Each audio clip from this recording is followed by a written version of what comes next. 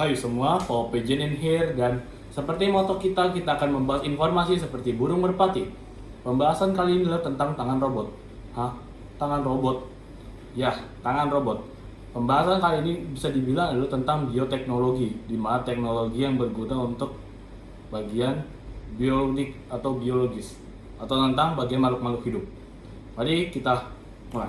Tangan bionik kita juga bisa kenal dengan tangan robot, di mana tangan tersebut memang seperti robot, dikarenakan tangan tersebut berisi mesin yang menggantikan fungsi dari tangan normal manusia. Bisa dibilang tangan itu menggantikan bagian yang hilang dikarenakan amputasi, kecelakaan, ataupun kegiatan lainnya yang mengakibatkan tangan kita menghilang, ataupun anggota tubuh lainnya menghilang. Sehingga bisa dibilang anggota tersebut namanya bionik. Pada pembahasan kali ini kita akan membahas tentang tangan. Terus cara kerjanya gimana? Kan itu mesin kok digerakinnya langsung pakai tubuh. Kita biasanya ngerjain mesin aja pakai tangan, itu pun susah. Ini ngerjain mesin pakai anggota selain tangan, itu bukannya lebih tambah susah ya? Oke. Nah, untuk menggerakkan tangan bionik diperlukan namanya adalah reseptor, atau kita bisa bilang begitu. Mungkin istilahnya lain ada yang lebih benar, bisa komen di bawah ini ya. Nah, reseptor ini tuh gunanya untuk menangkap sinyal-sinyal yang dikirimkan oleh tubuh ke mesin tersebut. Jadi reseptor tersebut akhirnya menerjemahkan sinyal-sinyal tersebut ke tangan robot tersebut, atau kita bisa bilang di sini tangan bionik. Lalu diterjemahkan lagi ke bentuk gerakan dan akhirnya digerakkan ke tangan bionik tersebut. Terus reseptor itu ada dua, ada yang ditanamkan ke dalam tubuh, ada yang menggunakan sensor inframerah.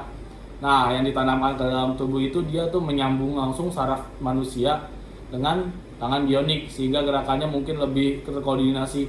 Tapi walaupun begitu, tetap saja itu memiliki resiko yang cukup besar, dikarenakan apabila itu rusak maka tangan tersebut mempengaruhi anggota tubuh lain manusia tersebut yang memakainya.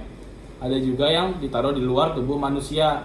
Nah, yang ini tuh menggunakan gelang inframerah, di mana gelang tersebut itu menangkap sinyal-sinyal gerakan otot yang diterjemahkan kembali ke tangan bionik tersebut, sehingga tangan tersebut tetap aman dipakai manusia walaupun dia mengalami kerusakan. Tapi kan itu cuma ada di komik-komik doang. Terus ada nggak di dunia nyata kayak di Indonesia gitu? Kan kita katanya tuh banyak sekali anak-anak berprestasi yang bikin inovasi kayak begitu. Ada kok di Indonesia yang kayak begitu.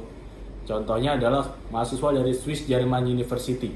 Mereka mengembangkan tangan bionik dan mereka juga bekerja sama dengan Yayasan Hand Helping Indonesia untuk membantu orang-orang yang difabel, khususnya adalah mereka yang tidak mempunyai tangan.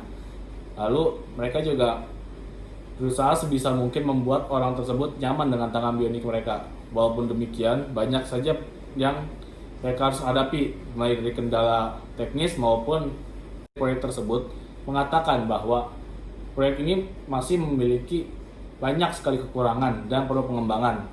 Ada juga mahasiswa dari Universitas Diponegoro. Yang cukup unik dari pengembangan tangan bionik oleh mereka adalah mereka mengganti badan utama dari bahan tangan bionik tersebut dari glass fiber menjadi eceng gondok. Ya, material yang mereka buat terbuat dari eceng gondok. Hal ini dapat menekan biaya pengembangan dan juga pembuatan dari tangan bionik tersebut. Lalu untuk menggerakkan ataupun mengontrol tangan bionik tersebut, mereka menggunakan sistem Android, sehingga lebih mudah untuk mengontrolnya karena sistem tersebut banyak di Indonesia. Mereka juga telah mengembangkannya hingga ke generasi keempat, yaitu generasi saat ini. Dengan hasil akhirnya adalah mereka telah menciptakan tangan bionik yang sangat lebih hemat baterai dari generasi-generasi sebelumnya. Walaupun demikian, mereka juga masih memerlukan pengembangan lebih jauh. Mereka mengatakan bahwa tangan bionik ini masih harus ada di sekitar pengembangan di sensornya, dikarenakan mereka masih harus mengimpor sensornya dari luar negeri. Membanggakan bukan? Ya, tentu saja membanggakan. Indonesia gitu. Akhirnya yang dianggap negara-negara dengan orang-orang yang kayak begitu bisa mengembangkan tangan bionik dengan bahan-bahan yang kita anggap sebagai limbah ataupun hama. Tapi sayangnya nggak terlalu dilirik sama masyarakat Indonesia, dikarenakan pengembangan ini masih dianggap sebagai pengembangan sepele dan tidak terlalu diangkat beritanya. Meskipun demikian, kita juga berharap bahwa pengembangan ini bisa sangat mengangkat nama Indonesia, apalagi inilah bidang bioteknologi, di mana bioteknologi itu masih sangat-sangat perlu dikembangkan lagi untuk kehidupan manusia di masa mendatang.